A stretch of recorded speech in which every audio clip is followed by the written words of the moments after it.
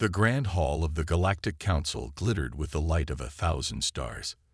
Beings from across the galaxy sat in tiered rows, their voices a mix of clicks, rumbles, and words. In the human section, Ambassador Eliza Reed checked her notes one last time. Today was not a normal meeting. The Council recognizes Ambassador Reed of Earth, announced Council Elder Knox. The ancient alien skin shimmered with age spots that glowed like distant nebulae. Eliza stood, smoothing her blue uniform. At 45, with streaks of gray in her dark hair, she carried herself with the confidence of Earth's top diplomat. "Thank you, Elder Knox," she said. "The reports from our border stations are clear. This threat, this void as we're calling it, is unlike anything we've faced. It's not just destroying worlds, it's erasing them from existence." Murmurs spread through the chamber. On the main display, images showed entire star systems going dark. Not exploding, not dying, simply vanishing, as if they never existed. "Earth proposes a unified defense strategy," Eliza continued. "Our scientists have been working with data from the outer colonies. We believe a coordinated fleet response cold." "The Aranthi Empire withdraws from this discussion," interrupted a tall, crystalline being. "We have voted to seal our borders. Our ancient civilization will not risk extinction." Eliza blinked in surprise. The Aranthi were among the oldest species in the Council, with technology centuries beyond Earth's. "Surely we stand a better chance together?" she asked. One by one, representatives of the major empires stood. The Luminex, the Dorvan Collective, the Hegemony of Seven, each announced the same decision. Retreat, isolation, self-preservation. "This cannot be happening," Eliza whispered to her assistant. At a military base orbiting Mars, Captain Jack Morgan watched the Council broadcast with growing concern. At 38, Jack had served in Earth's Space Defense Force for nearly 20 years. Battle scars marked his weathered face, and his short gray-flecked hair was cut to military regulation. "They're running away," he said to Admiral Wilson, who stood beside him. The Admiral, a tall woman with dark skin and sharp eyes, nodded grimly. "Looks that way." On the screen, Eliza Reed was fighting a losing battle. "The Void doesn't care about our borders. If we don't stand together, it will pick us off one by one." Elder Knox raised a long, thin hand for silence. "The Council has voted.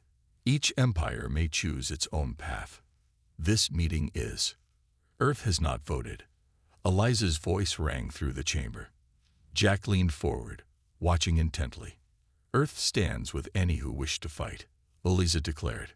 "We will not abandon the younger species who have no defenses of their own. We will not hide behind walls while others are erased from existence." The chamber erupted in chaos. Elder Knox struck his staff against the floor, demanding order. "So be it," the ancient alien said when quiet returned. "Let the record show that Earth stands alone in this foolish endeavor." As the broadcast ended, Admiral Wilson turned to Jack. "Well, Captain Morgan, it looks like we have work to do." "Orders, Admiral. Prepare your team. We need to assess our defensive capabilities without Council support."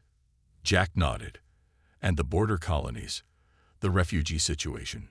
"We hold our positions," Wilson said firmly. "Earth's doors remain open." 3 days later, Jack's ship, the EDS Defender, approached Border Station Epsilon. Through the viewport, he could already see the problem. "My God," Lieutenant Maria Torres whispered beside him. "There are hundreds of them." Ships of all sizes and designs clustered around the station. Some were barely more than shuttles, packed with refugees. Others were merchant vessels never designed for the number of passengers they now carried. "Station Epsilon, this is Captain Morgan requesting docking clearance." "Captain, we're at 300% capacity," came the strained reply. "These people have nowhere to go." The Aranthi turned them away at gunpoint. Jack's jaw tightened. "We're coming in." Admiral Wilson's orders. No one gets turned away. On the station, chaos reigned. Species Jack had never seen before huddled in corridors. Children of various forms cried in strange tongues. Medical staff worked tirelessly to help the injured. Captain, Station Commander Miller pushed through the crowd. "Thank God you're here. We need supplies, medical equipment, transport ships, everything." "What happened?" Jack asked, helping a fallen alien child to its feet. "The void hit the tourist sector. These people barely escaped. And now," Miller lowered his voice, "the empires are shooting at refugee ships that approach their borders." Jack's face hardened. "Get me a secure line to Earth Command."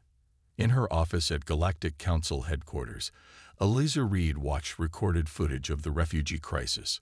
Her eyes were red from lack of sleep. A knock at her door made her look up. Elder Vera, one of the few council members still speaking to her, entered quietly. "You should know," the elderly alien said, "that several of the younger species are impressed by Earth's stand." Eliza laughed bitterly. "Fat lot of good that does without the resources of the major empires. Perhaps, but not all agree with the Council's decision." Vera placed a data crystal on Eliza's desk. "Some of us believe this hiding strategy is doomed to fail." "What's this?" "Access codes to military depots the Luminex abandoned in their retreat. They left in such a hurry, they didn't destroy everything." Eliza's eyes widened. "This could help us defend the refugee corridors." Her communicator buzzed. Admiral Wilson's face appeared on screen. "Ambassador, we have a situation. Captain Morgan reports the Void has accelerated its advance. It will reach the Proxima system in 10 days. Proxima?" Eliza paled. "That's, yes, the first step toward Earth." That evening, Earth's leadership gathered in an emergency session. Admiral Wilson displayed the latest intelligence. A creeping darkness spreading across star charts. With the Council empires sealed away, we're the only major power left standing, Wilson explained. "We have over 50 billion refugees in our space, with more coming every hour." "Can we evacuate Proxima Colony?" asked the President. Jack Morgan, attending via hologram from the Defender, shook his head. "Not enough time or ships, Madam President. We need to make a stand there." "With what?" someone demanded. "Our fleet is spread thin, just managing the refugee crisis."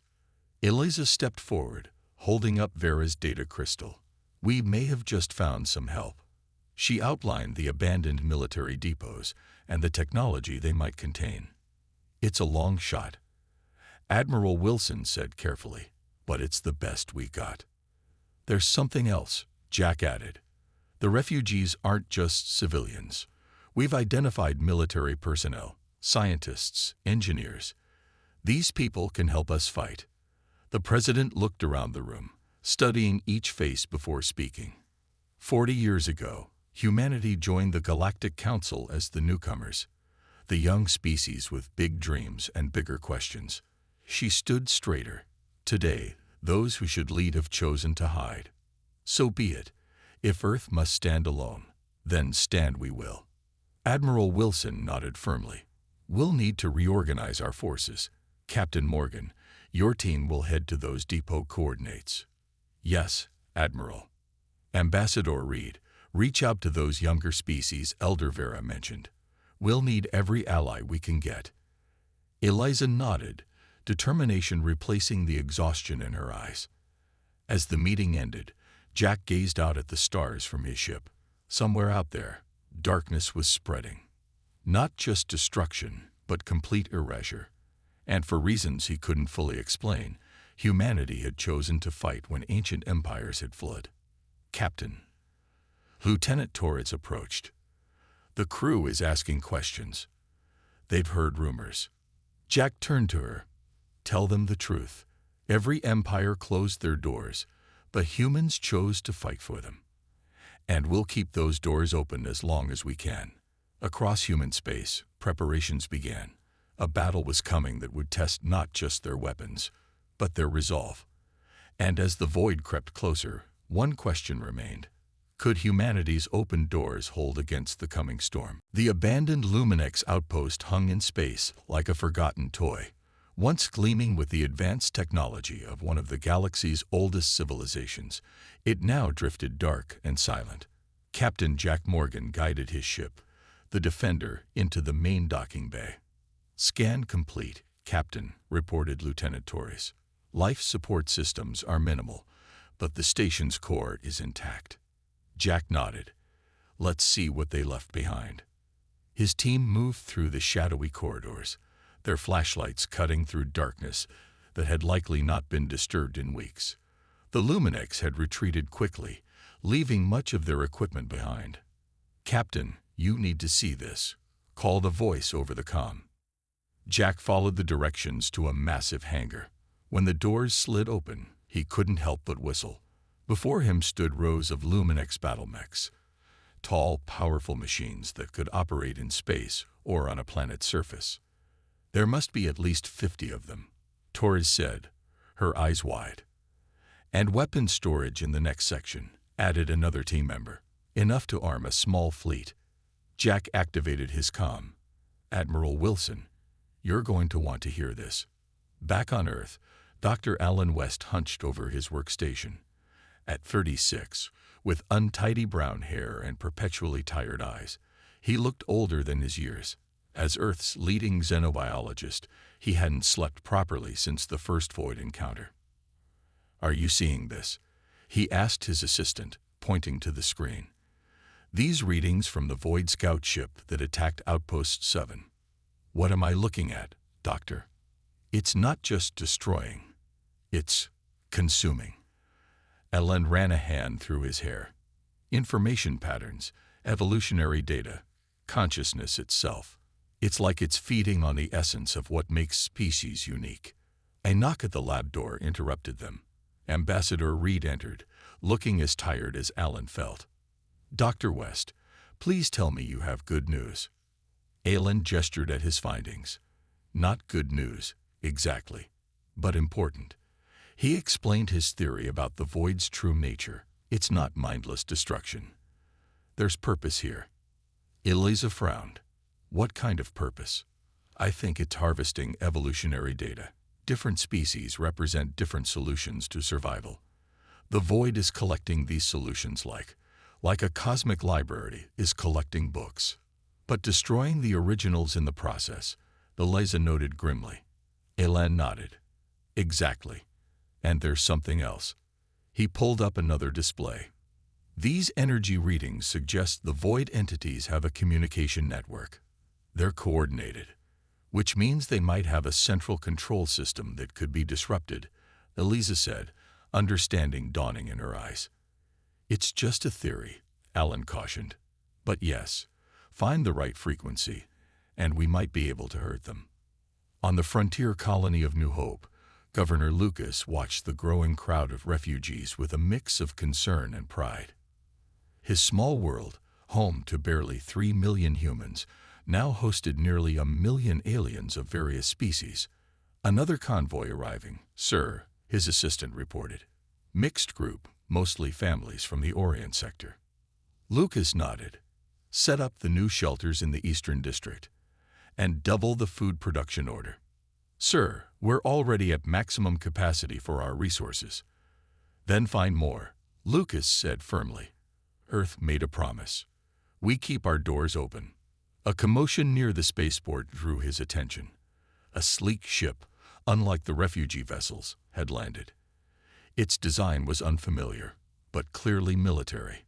A delegation emerged, tall, four-armed beings with metallic skin that reflected the sunlight. "Governor Lucas," their leader asked in surprisingly good English, "I am Commander Rax of the Telosian Defense Force. We heard Earth stands against the Void when others fled. We wish to join you." For the first time in weeks, Lucas smiled. "Commander, you are most welcome." Aboard the Defender, Jack received the report about the Telosians with cautious optimism.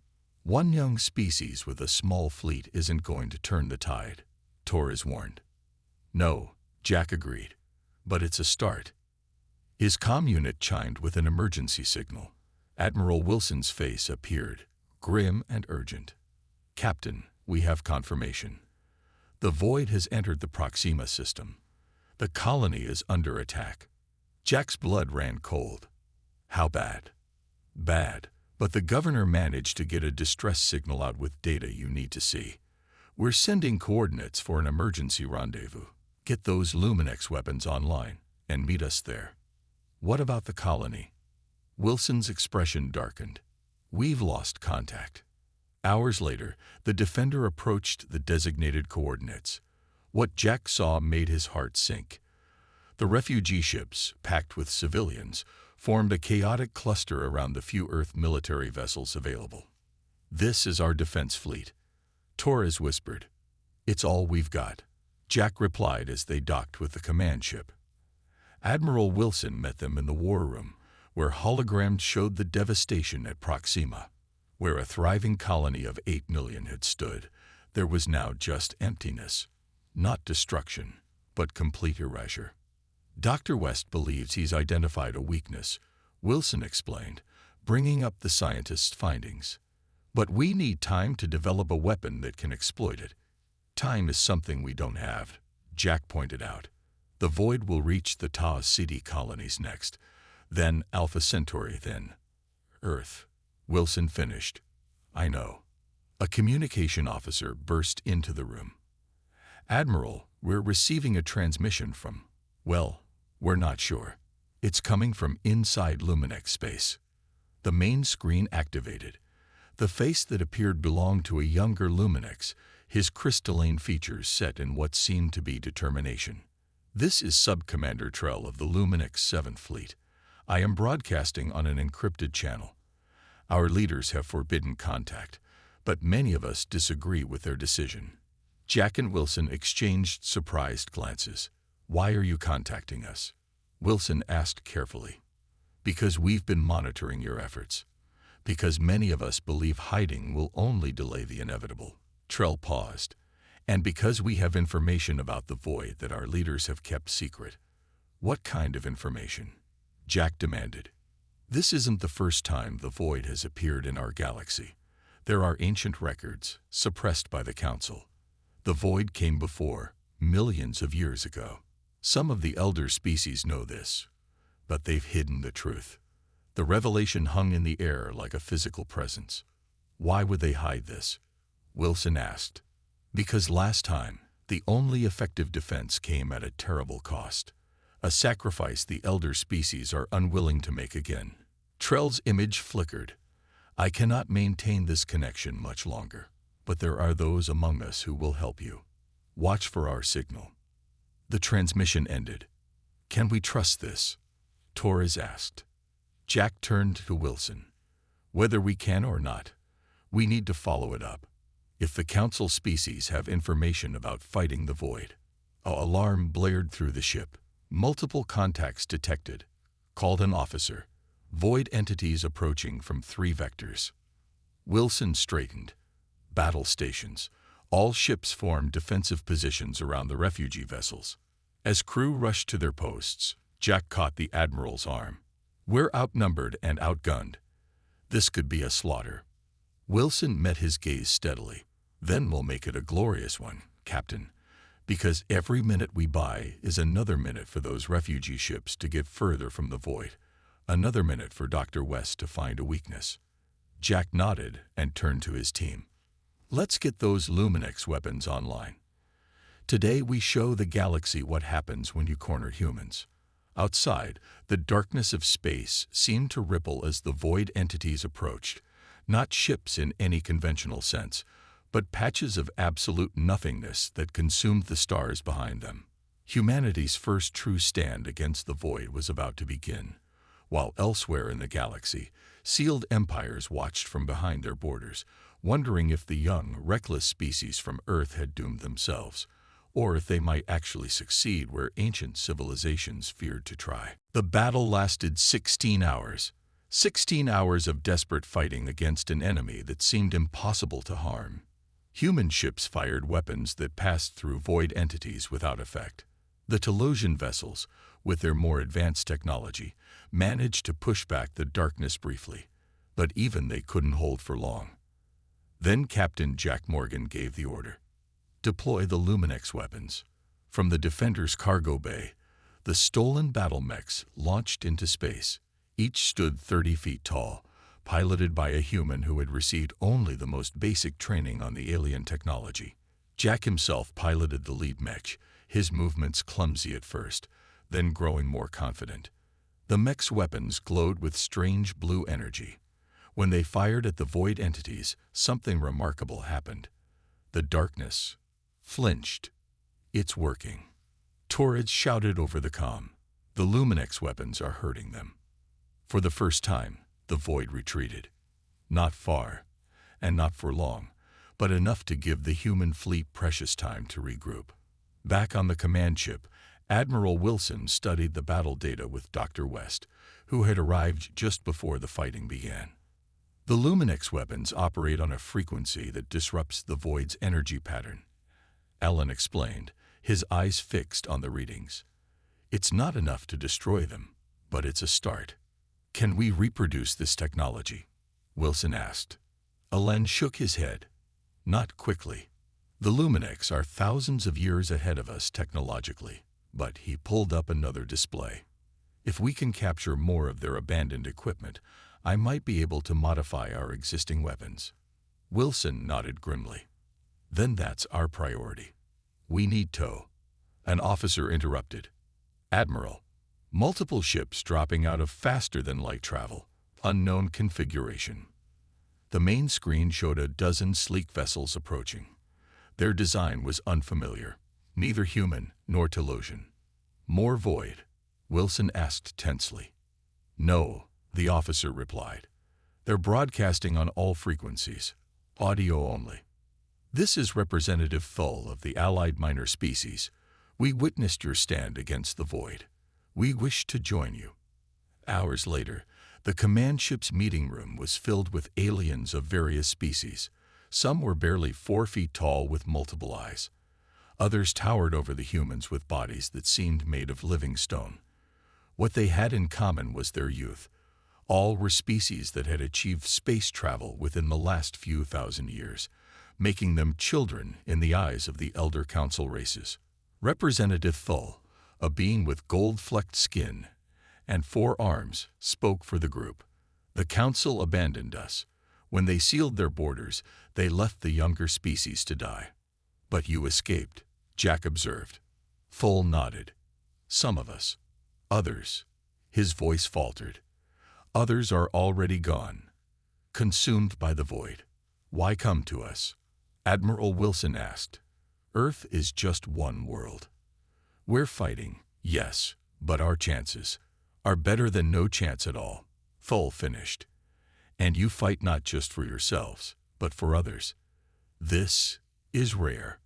The meeting was interrupted by an alert. Dr. West looked at his datapad and stood suddenly. We've received a transmission on that encrypted Luminex channel, he announced. Coordinates for another abandoned military depot. This one contains research data. Jack turned to Wilson. Permission to investigate with a joint team. Wilson nodded. Granted, take representatives from our new allies. Let's see what they bring to the fight. 3 days later, Jack stood in the control room of the Luminex research station with a team that included humans, Telosians, and members of Thull's coalition. The abandoned facility drifted near the edge of what had once been Luminex space, its systems running on minimal power. Main database accessed, reported a small 6-legged alien named Pix, whose species specialized in technology. Downloading now. Jack watched as alien symbols flowed across the screens. He couldn't read them, but Pix and the others seemed excited by what they found. This is incredible, Pix chittered. Weapons designs, defense systems, and the alien paused. Research on the void from the last time it appeared. How long ago was that? Jack asked. 5 million years, Pix replied. The Luminex were barely achieving spaceflight. The elder species of that time fought the void and drove it back, but many were destroyed in the process. Lieutenant Torres frowned. If they beat it before, why run now? Why not use the same weapons? Because came a new voice. The cost was too high. Everyone turned. Illuminex stood in the doorway, crystalline skin catching the light, eyes deep with what might have been shame. "Sub-Commander Trell," Jack said, recognizing him from the transmission. "You risked a lot to come here." Trell moved into the room. "Many of my people disagree with our leader's decision. Some of us have formed a resistance. We believe hiding is wrong." "What did you mean about the cost being too high?" Jack asked. Trell's crystalline face reflected the light strangely as he spoke. "To defeat the void last time, several civilizations sacrificed themselves. They converted their entire planets into weapons, turned their collective consciousness into a force that could push back the darkness." Silence fell over the room. "They died?" Torres asked quietly. "Their bodies, yes. Their knowledge, their evolutionary path, everything the void seeks to consume, was instead converted to energy. The ultimate sacrifice." Trell looked at each of them in turn. "Our leaders are unwilling to consider this option. They would rather hide and hope the void passes them by." Jack took a deep breath. "We need to get this information to Earth. Dr. West needs to see it." Back on Earth, Alan West stared at the data in amazement. "This changes everything. With this research, I can develop a weapon that targets the void's specific energy frequency." Ambassador Reed, who had joined the meeting, looked concerned. "Without requiring the sacrifice Trell mentioned." "I believe so," Alan said. "The principle is similar, but our approach would be different. Instead of converting entire civilizations, we could create devices that emit the same energy signature." "How long?" Admiral Wilson asked. "A week, maybe 2, Alan replied. "If I have help." Representative Thull stepped forward. "My people will assist, as will others from our coalition." "And some of us," Trell added. "Luminex who remember our duty to the galaxy, not just to ourselves." Wilson nodded. "Then we have our mission. Captain Morgan, you'll coordinate our defensive strategy while Dr. West works on the weapon." "There's something else," Jack said. "Something Pix found in the Luminex data. The void isn't just consuming information. It's searching for something specific, a particular evolutionary path." "What path?" Reed asked. Jack looked around the room at the diverse beings gathered there, humans and aliens united against a common threat. "Cooperation," he said simply. "The ability of different species to work together despite their differences. That's what threatens it. That's what the void cannot comprehend or predict."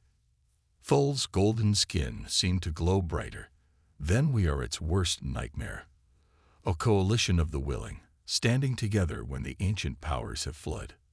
As the meeting broke up, Jack found himself standing with Reed near a viewport. Earth hung beautiful and blue in the distance. "Do you think we can win this?" Reed asked quietly. Jack watched as human engineers worked alongside aliens of a dozen species, preparing defenses and sharing knowledge. "I don't know," he admitted. "But look at what's happening. Species that would never have met are now fighting side by side. If the void wants to stop cooperation, it's already failed." Reed smiled slightly. "Every empire closed their doors, but humans chose to fight for them," Jack finished. "And now, they're choosing to fight with us." Across the galaxy, the void continued its advance. But for the first time since it entered this realm, it faced something unexpected. Not fear and retreat, but unity and defiance. The battle for survival had only just begun. The small fleet moved silently through space, their engines dampened to avoid detection. Captain Jack Morgan, now promoted to admiral for his leadership in the growing conflict, stood on the bridge of the Defender and watched the massive energy barrier that marked the border of Luminex space. "Status report," he ordered. Lieutenant Torres, now his second in command, checked her readings. "Luminex border patrols are on the far side of the sector. We have a clear approach to the entry point Trell provided." Jack nodded. "And our special passengers?" "Ambassador Reed is ready, along with Representative Thull and Dr. West." This mission was perhaps the most dangerous yet. Based on Trell's information, they knew that citizens within the Elder Empires were being kept in the dark about the true nature of the Void. The plan was simple but risky. Penetrate Luminex space, broadcast the truth to their people, and hopefully gain more allies for the fight. Begin approach, Jack ordered. Activate the Luminex transponders. Thanks to Trell and other Luminex defectors, they had loaded Luminex identification codes into their systems. It might be enough to fool the automated border defenses, at least temporarily. The defender shuddered as it passed through the energy barrier. For a moment, Jack held his breath, waiting for alarms or weapons fire. Nothing happened. "We're through," Torres reported with relief in her voice, heading toward the coordinates for the Luminex Central Communications Hub. In the ship's conference room, Ambassador Reed briefed the team one last time. At 50, she looked even older now, the stress of the past months etched into her face. But her eyes burned with determination. "Remember, we're not here to start a war with the Luminex," she said. "We need their help. The evidence we've gathered proves their leaders lied about the Void. Once their people know this, they may pressure their government to join our coalition." Trell, who would be risking execution by returning to his homeworld, nodded gravely. "My contacts in the Resistance are ready. When we broadcast, they will amplify the signal to reach as many systems as possible." Dr. West spoke up. "I've prepared a data package that includes all our research on the Void, including the historical records their own leaders have hidden. It can't be dismissed as human propaganda when it includes their own classified files." The journey to the communications hub took 3 tense days. They passed Luminex patrol ships twice, but their stolen identification codes held. As they approached the massive structure, a space station that served as the central relay for all Luminex communications, Jack couldn't help but feel they were flying into a trap. "Multiple ships detected," Torres warned. "Military class. They're moving to intercept." "We've been made," Jack said grimly. "How long until we're in broadcast range?" 2 minutes. Then we hold them off for 2 minutes. All hands. Battle stations." The defenders' shields flared as the first Luminex shots hit them.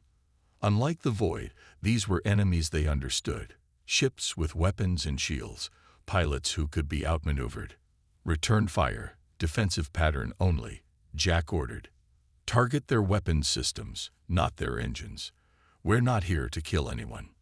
On the communications deck, Reed, West, and Trell worked frantically to prepare their broadcast. Trell's hands flew over the controls, bypassing security measures he knew from his military service. "We're in," he shouted as the ship rocked from another hit. "Broadcasting now." Across Luminex space, regular transmissions suddenly cut out.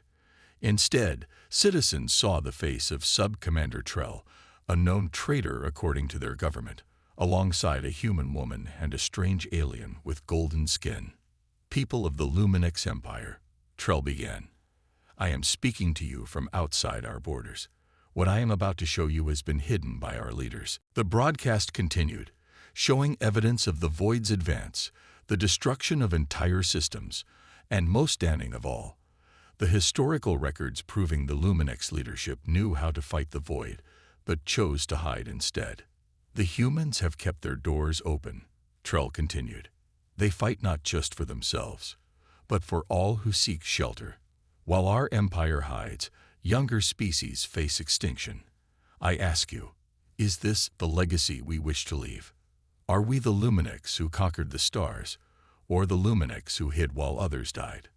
On the Defender, they watched as the Luminex attack suddenly faltered. The enemy ship's weapons powered down. "What's happening?" Jack asked. Torres checked her sensors in disbelief. "The Luminex ships, they're standing down.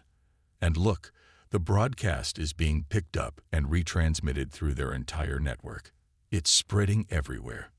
Within hours, reports came in of protests across Luminex worlds. Citizens demanded action.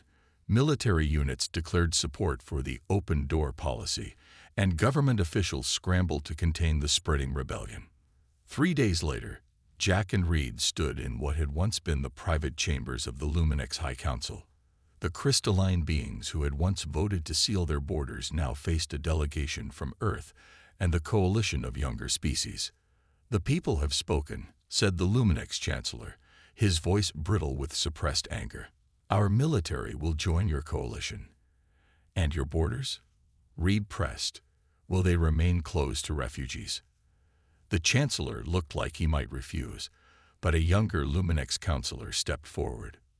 "The borders of the Luminex Empire are now open to all who flee the void," she announced. "We will provide shelter, resources, and our military technology." As they left the council chambers, Jack turned to Reed. "One empire down, 2 to go." Reed smiled tiredly. "The Luminex are the most advanced. With their technology and full support, the others may follow more easily." She was right. Within weeks, news of the Luminex revolution spread to the other elder empires. The Dorvan Collective was next to face internal pressure as their own citizens learned the truth. Then the hegemony of 7. One by one, the sealed borders opened. Ancient, powerful civilizations that had chosen isolation now joined the fight alongside humans and the younger species. On the command deck of what had become Earth's flagship, Admiral Wilson received the reports with cautious optimism. "This changes everything," she told Jack and Reed during their briefing. "With the Luminex fleet, the Dorvan weapons platforms, and the hegemony shield technology, we might actually stand a chance." "There's more," Dr. West added, entering the room with excitement clear on his face. "Thanks to the combined research from all these species, I've completed the prototype weapon. It targets the specific frequency the Void uses to communicate between its entities." "Will it work?" Jack asked. Alan's smile faltered slightly. "In theory. But we need to test it against an actual Void entity." "Which means we need to find the Void," Reed said. Wilson's expression darkened. "That won't be difficult. Our long-range sensors show the Void has changed direction. It's moving faster now with purpose." "Toward what?" Jack asked, though he feared he knew the answer. Wilson pulled up a star chart on the main display. A course was plotted showing the Void's new trajectory. "Earth," she said simply. "It's coming directly for Earth." Earth looked small from space, a blue marble hanging in the blackness, home to billions of humans, and now millions of refugees from across the galaxy. Admiral Jack Morgan stood on the bridge of the Defender, watching as the largest fleet ever assembled in the galaxy's history took formation around his homeworld. Luminex crystal ships glittered like stars. Massive Dorvan battlecruisers moved into defensive positions. Hegemony shield generators created overlapping protective barriers. And between them all, ships of every size and design from dozens of younger species took their places in the battle line. At the center of it all, human vessels, smaller and less advanced, but no less determined. "All ships report ready, Admiral," Lieutenant Torres said, her voice steadied despite what they faced. Jack nodded. "And the weapon?" "Dr. West has finished final calibrations. It's loaded aboard the carrier ships as planned." The weapon was their best hope, perhaps their only hope. Based on the ancient records and combined research from all coalition species, it was designed to disrupt the Void's communication network. If it worked, the unified Void entity would fragment into smaller, more vulnerable pieces. If it worked. On Earth, Ambassador Reed addressed the emergency session of the newly formed Galactic Defense Council. Representatives from all species, elder and younger alike, had gathered to hear the final briefing before the Void arrived. "We've evacuated as many civilians as possible to the bunker systems," she reported. "The rest are being moved to shelters equipped with hegemony shield technology." Council Elder Knox, once the voice of retreat and isolation, now sat humbled among his peers. "The Void will arrive within 6 hours," he said quietly. "Our long-range sensors can no longer track its exact size. It appears to have grown. It's been consuming more worlds," Representative Thull explained, his golden skin dim with fatigue. "Absorbing more information, More evolutionary data. Dr. West stepped forward. His once rumpled appearance had given way to a sharp focus, which makes our plan even more critical. The more complex the void becomes, the more it relies on its internal communication network to maintain cohesion. And the more vulnerable it becomes to our weapon. Reed finished. In orbit, Jack received the final battle plan. The fleet would engage the void in waves, drawing its attention while specialized carrier ships moved into position to deploy Dr. West's weapon. "This is Admiral Morgan to all ships," he broadcast. "The people you protect today come from 100 worlds, speak 1,000 languages, and live 1,000,000 different lives. But today, we are one galaxy, one people with one purpose." He paused, looking at the faces of his crew, humans who had chosen to stand and fight when they could have hidden away. "Every empire closed their doors," he continued, "but humans chose to fight for them. And now, those doors are open again. Today we fight not just for humanity, but for all life in this galaxy." The response came from every ship in 12 languages, all saying the same thing. "We stand together." The void arrived not as ships or weapons, but as a wall of absolute darkness that swallowed the stars. It moved with purpose toward Earth, spreading out to engulf the fleet that dared to oppose it. "All ships, engage according to plan," Jack ordered.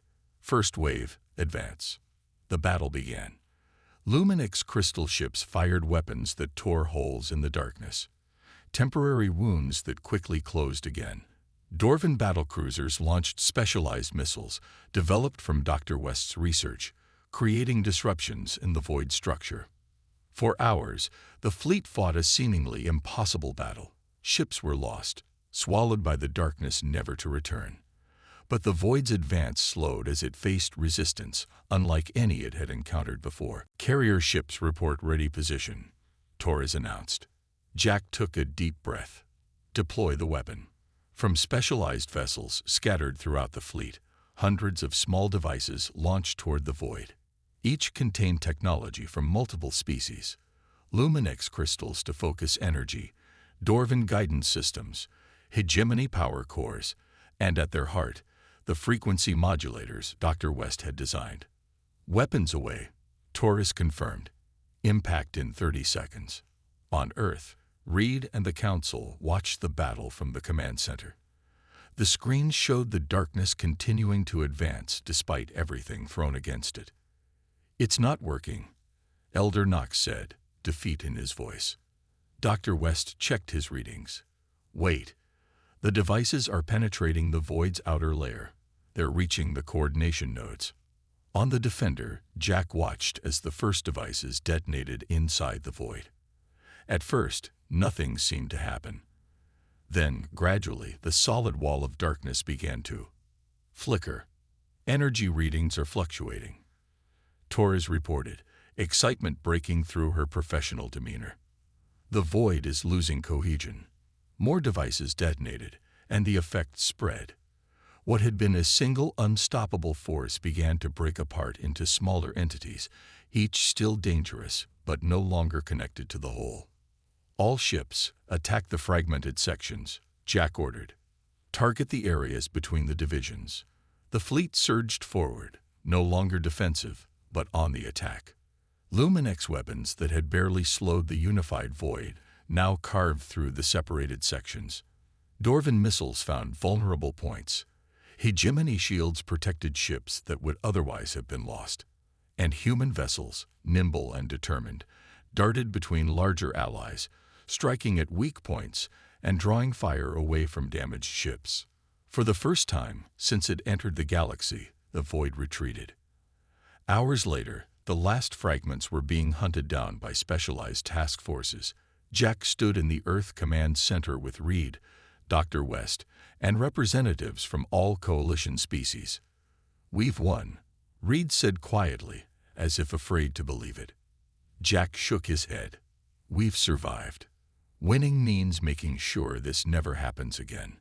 Elder Knox stepped forward, his ancient features showing something humans had never seen before: humility. "The elder species failed the galaxy," he admitted. We chose safety over responsibility. We forgot what the younger races, what humans, reminded us. That true civilization means protecting all, not just ourselves. 2 weeks later, the reformed Galactic Council convened in a new chamber built on Earth. Jack, promoted to Earth's military representative, watched as Ambassador Reed took the central podium. "Today we ratify the Terra Protocol," she announced. "A binding agreement that no species may close its borders to those in need. That knowledge must be shared, not hoarded, and that we stand together against any threat, no matter how great." One by one, representatives of every species, from the oldest empires to the youngest civilizations, voted. The result was unanimous. As the council session ended, Jack found himself standing with Dr. West near a viewport overlooking Earth. "What do you think will happen now?" Alan asked. Jack watched the ships of 100 species moving peacefully in orbit, former enemies now allies. "I think we just changed the galaxy," he replied. "Not because humans are stronger or smarter, but because we refused to close our doors when it would have been easier to hide." Across the stars, worlds that had been abandoned began to come alive again as refugees returned home. Elder empires sent aid and technology to younger species, and everywhere the story spread of how humans, newcomers to the galactic stage, had taught the oldest civilizations what they have forgotten: that survival depends not on walls, but on bridges. Every empire had closed their doors, but humans had chosen to fight for them. And because of that choice, those doors would never close again.